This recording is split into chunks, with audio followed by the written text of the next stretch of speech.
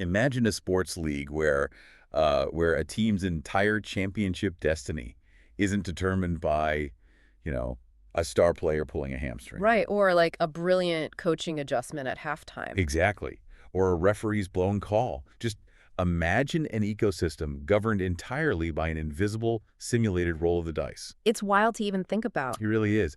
A league where you can, grind out 7 hard-fought victories only to lose your playoff spot because another team basically stumbled into a statistical anomaly that mathematically vaulted them over your head. Yeah, it completely changes the paradigm. So welcome to you, our listener, to this custom-tailored deep dive. Today, we are immersing ourselves in the fascinating, just ruthlessly mathematical universe of AFT Dice Season 12. It really forces a complete recalibration of how you analyze competition, honestly. Oh, for sure. Because we're looking at the round 13 match previews scheduled for Saturday, 18 April 2026. And what immediately stands out in the source data, it isn't the roster of the teams. No, not at all. Right, or the weather forecast, or any of the normal stuff. It's this specific string of numbers attached to each club. Yeah, the data presents us with a format they call the picture. Right, exactly. The picture. It's essentially a 4-digit sequence that acts as a mathematical barcode for a team's entire season up to this exact moment. And that barcode is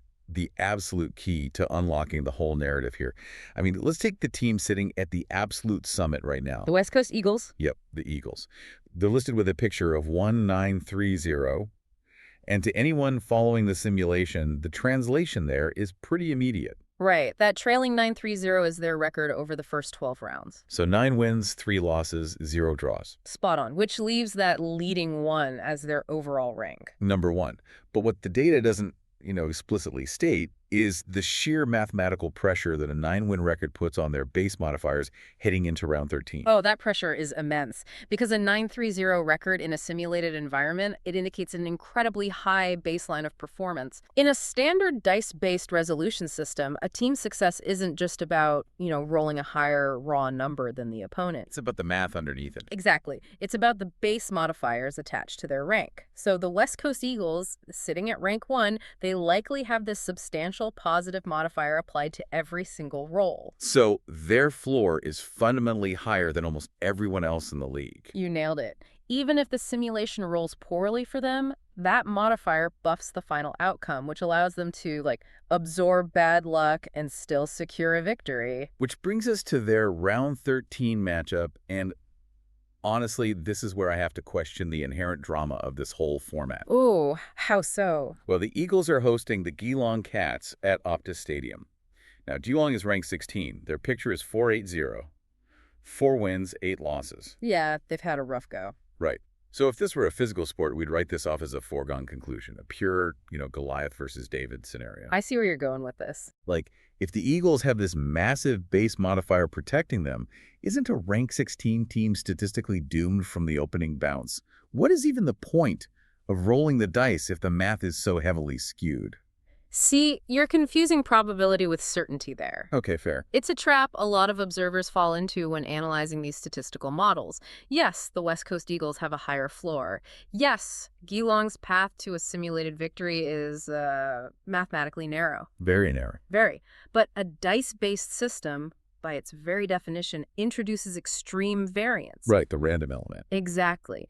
In any given roll, there's always the possibility of a critical failure for the favored entity and a maximum outcome for the underdog. Wow. So if Geelong's base parameters align with top percentile roll and the Eagles just hit the absolute bottom of their probability curve, that modifier isn't enough to save them. That makes sense. Yeah, the heavyweights are never immune to the chaos of the dice. That persistent, lingering threat of variance is really the engine of the entire simulation. It's sort of the proverbial any given Sunday rule, just rendered in algorithms. It's a great way to put it. And that threat of variance is equally present for the only other team operating at that elite level, which is Richmond. Right, Richmond. They're ranked 2, and they hold the exact same 930 record as the Eagles. And they are hosting Carlton at Marvel Stadium. Now, Carlton is ranked 12, sitting perfectly average at 660. Right in the middle. Yeah. So Carlton doesn't need a miracle to beat Richmond. They basically just need Richmond's high-tier modifiers to misfire for one afternoon while their own average dice run hot. Exactly. And that matchup is actually a perfect transition into understanding the middle of the ladder, I think. Because it's a mess in the middle. It is a total mess. Richmond has separated themselves, but Carlton's 6-6-0 record tells us they're floating right on the edge of the most chaotic phenomenon in Season 12. Yeah.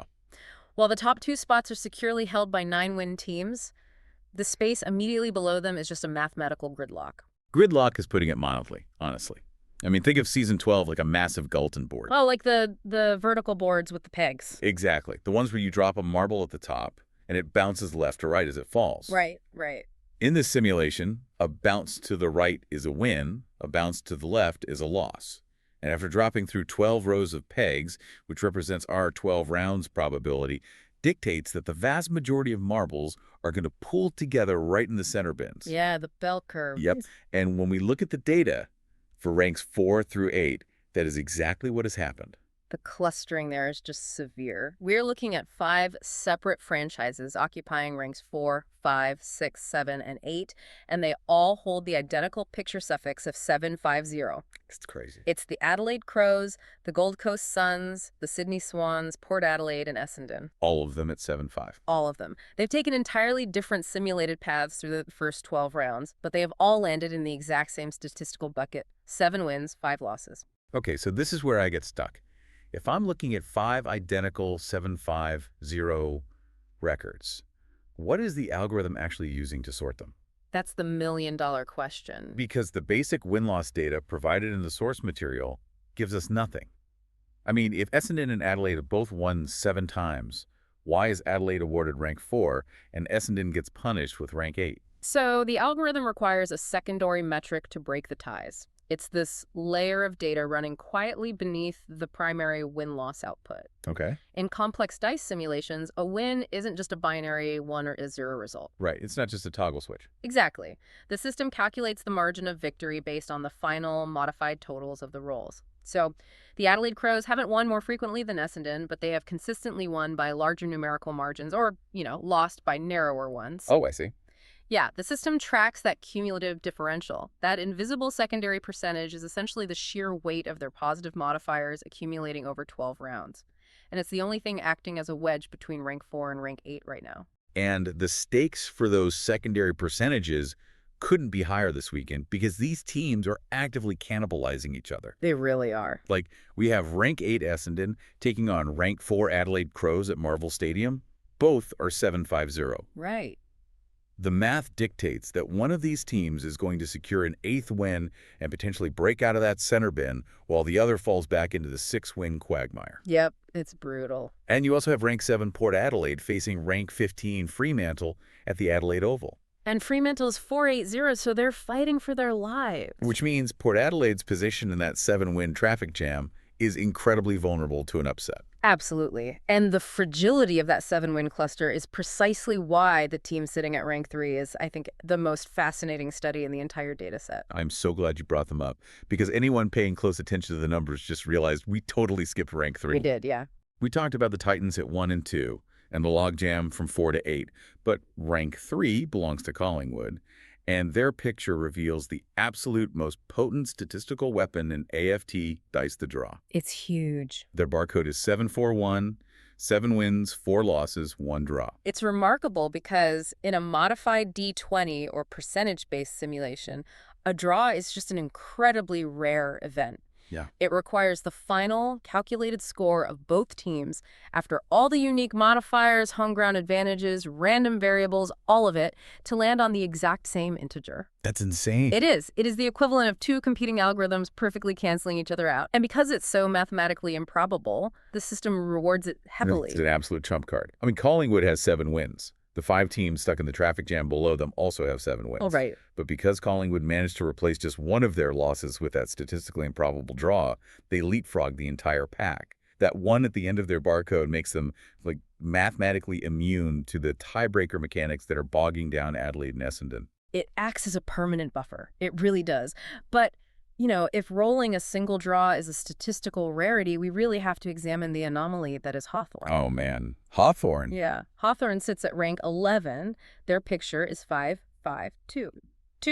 They are the only team in the entirety of Season 12 to register 2 draws. 2 draws in 12 rounds. I mean, that isn't just a rarity. That borders on a statistical impossibility. It's astronomical. It's like balancing a coin on its edge and then having lightning strike it twice. And look at what it does for their placement. Right. Hawthorn is playing Melbourne this weekend at the MCG. Now, Melbourne is ranked 14 with a picture of 5-7-0. Both clubs have exactly 5 wins. But because Hawthorn absorbed 2 losses into draws, there are 3 full ranks ahead of their opponent. It's a massive advantage, and what really amplifies the chaos of Hawthorn's dual draw anomaly is where these probability collisions are actually happening this weekend. Geographically, you mean? Exactly. The dice rolls aren't occurring in a vacuum. The simulation assigns them to real-world venues, which creates these massive geographic shockwaves. When you look at the schedule for round 13, you see a terrifying concentration of narrative density in one specific city. It is a Marvel monopoly this weekend. It really is. Marvel Stadium in Melbourne is hosting 3 matches that carry immense consequences for the latter. You have the Essendon versus Adelaide clash, which, as we said, will fracture the 7-win traffic jam. Yep. Then you have North Melbourne ranked 10, sitting at 6-6-0, taking on the Gold Coast Suns, who are desperately trying to protect their rank 5 spot. Which is going to be a bloodbath. Totally. And you have Carlton trying to leverage variance against rank 2 Richmond, all under one roof on the same day. And the physical concentration of the simulation's most pivotal moments continues just down the road at the MCG, too. Oh, right. The MCG is hosting 2 critical games. Collingwood has to defend their rank 3 position against the Sydney Swans, who are, trapped in that 7-win cluster. And then we have the Melbourne versus Hawthorn game we just analyzed. So 5 of the 9 matches this round are confined to 2 stadiums in Melbourne. Wow. If you are tracking the algorithmic outputs of AFT Dice, the entire structural integrity of the season hinges on the data generated in that single city on Saturday. That is wild to think about. Yeah. But, while the upper half of the ladder fights for dominance in Melbourne, the golden board metaphor applies just as ruthlessly to the bottom. Oh, absolutely. We have to look at the teams that the dice have systematically dismantled over the last 12 rounds, because right below that median line, the scramble for survival is grim. It is very grim. We mentioned North Melbourne earlier at rank 10 with a 6-6er record. Right. Well, sharing that exact baseline of perfect mediocrity are the Brisbane Lions at rank 9. 6 wins, 6 losses. Perfectly balanced. Exactly. And in an algorithmic season, perfectly balanced is a terrifying position to be in. It means the system hasn't decided what you are yet. You could go either way. And the Lions are traveling to the Gabba to play the Western Bulldogs, who are ranked 17 with a bleak 3-9-0 record. So this is a threshold game for Brisbane then. Huge threshold. If a rank 9 team loses to a rank 17 team, their perfectly balanced 6-6-0 tips into a 6-7-0 deficit. Right. And once you fall below the median in a simulation, climbing back up requires the algorithm to start compounding positive variance in your favor, which is incredibly difficult to trigger organically. It's like swimming upstream against the math. Exactly. But as bad as 3-9-0 is for the Bulldogs, they are not the basement dwellers here. No, they are not. The true horror story of Season 12 belongs to St. Kilda. Yeah, St. Kilda is at the absolute bottom, rank 18. Yeah. Their picture is just a devastating 2-10-0. Now, 2 wins and 10 losses in 12 rounds, and they are preparing to face the GWS Giants, rank 13, at Giants Stadium. And the Giants are holding a 5-6-1 record, meaning they possess one of those coveted, highly protective draws we talked about. I got to be honest, I look at a 2-10-0 record for St. Kilda, and I have to conclude the simulation is fundamentally broken. Really? Yeah. I mean, a true random number generator shouldn't punish a specific team 10 times out of 12. If this were a video game, the developers would have patched it by now to ensure a more even spread. Their base parameters must be coded incorrectly for them to fail this consistently. Right? See, that is the most common fallacy humans apply to randomness. Is it? Yes. You are looking for the data to tell a fair, evenly distributed story. But true, unfiltered randomness doesn't care about fairness. That's true. It inherently includes devastating, prolonged streaks. Many consumer video games actually use pseudo-random number generation. Right, pseudo-RNG. Exactly. It's a smoothed-out algorithm that artificially guarantees a win after a certain number of losses, precisely because true randomness feels broken to the human brain. Oh, wow. I didn't know that. Yeah. But AFT Dice doesn't seem to use pseudo-RNG. It relies on raw mathematical probability. St. Kilda isn't necessarily coded poorly. They are simply experiencing the extreme negative tail of the bell curve. So they're basically victims of the gambler's fallacy. Exactly. Like, fans might look at a 10-loss team and think, oh, they are statistically due for a win against the Giants. But the dice have no memory. Right. The simulation doesn't know St. Kilda's 2-10-0 when it generates the outcome for round 13. The odds of them losing their 11th game are exactly the same as they were for losing their 10th. Precisely. And that lack of algorithmic empathy is what makes their matchup against GWS so daunting this weekend. Yeah. GWS has already demonstrated an ability to generate the exact mathematical output required to force a draw. They have a proven resilience in the data. St. Kilda is walking into Giant Stadium needing a massive, unprompted regression to the mean in their favor against an opponent that is statistically stabilized. It paints an incredibly tense picture across the entire board. It really does. As we pull all these mathematical threads together, round 13 of AFT Dice Season 12 is primed to be a totally volatile slate. For you, the listener, tracking this on Saturday, 18 April 2026, the storylines are sharply defined by the data. Definitely. At the pinnacle, you have the heavyweights West Coast and Richmond relying on their massive base modifiers to survive the ever-present threat of dice variance against lower-ranked opponents. And then below them, you have the geographic powder keg in Melbourne, where the sheer volume of 7-5 teams will violently crash into each other at Marvel Stadium to break that algorithmic gridlock. You have the statistical unicorns like Collingwood and Hawthorn, proving that the anomaly of a draw is the ultimate hack for ladder positioning. And at the very bottom, you have St. Kilda trapped in the negative tail of the bell curve, just praying that true randomness finally remembers how to bounce to the right. Yeah. The beauty of the picture format is that it strips away the illusion of momentum or human willpower, leaving us only with the raw mechanics of probability. Which perfectly brings us to our final thought for this deep dive. When you look at the incredibly tight margins of Season 12, where heavyweights are never safe, where 5 teams can be statistically identical, and where a single anomalous draw can rewrite the whole hierarchy, you have to ask yourself, is a championship in this universe ultimately decided by the deliberate, coded architecture of base modifiers and team strength?